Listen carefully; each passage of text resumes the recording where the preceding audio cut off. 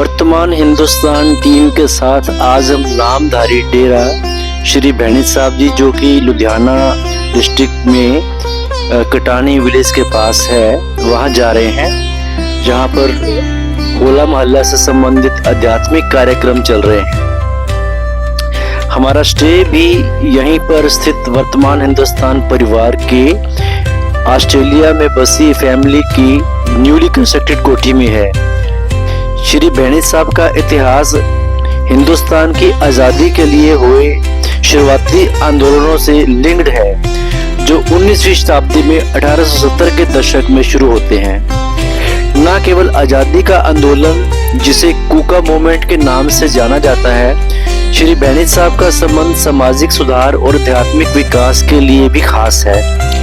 नामधारी समाज के प्रमुख की सतगुरु राम सिंह जी की ये जन्मभूमि और कर्मभूमि है, जिसके विकास की यात्रा में सतगुरु हरि सिंह जी, सतगुरु प्रताप सिंह जी, सतगुरु जगजीत सिंह जी और मौजूदा गद्दी पर विराजमान सतगुरु उदय सिंह जी हैं। इस छोटी सी वीडियो में इतने बड़े इतिहास की जानकारी संभव नहीं है, उसके लिए आप गूगल पर कूका मूवमेंट और भैणी साहब सर्च करके विभिन्न वीडियोस और आर्टिकल्स के द्वारा डिटेल जानकारी ले सकते हैं।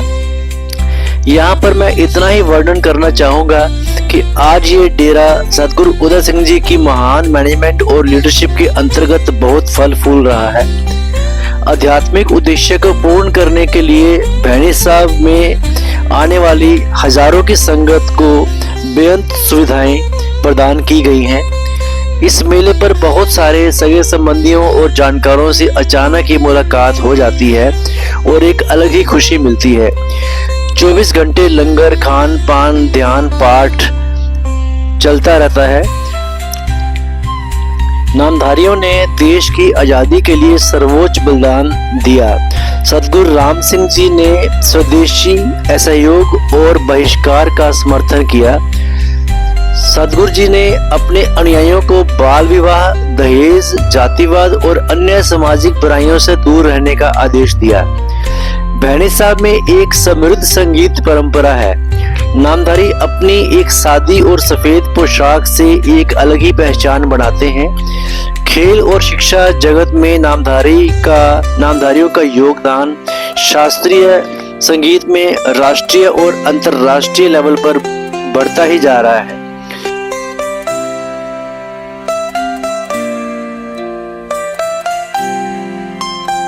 और आगों की तरह सतगुरु उदय सिंह जी भी नाम सिमरन पर सबको जोर देते हैं और प्राथमिकता देते हैं। एक ही उपदेश है, सामाजिक बुराइयों से दूर रहें और अच्छे कर्म करें और नाम सिमरन करें, और नाम सिमरन के थ्रू आत्मा का परमात्मा से मिलन होता है।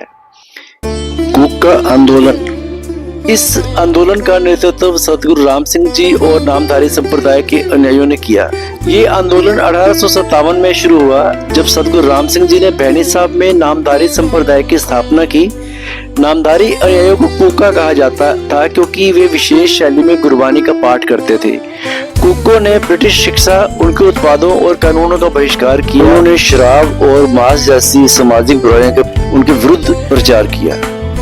भैणी साहब लंगर हाल के पीछे ही सतगुरु श्री राम सिंह जी का तप स्थान है, अकाल बुंगा।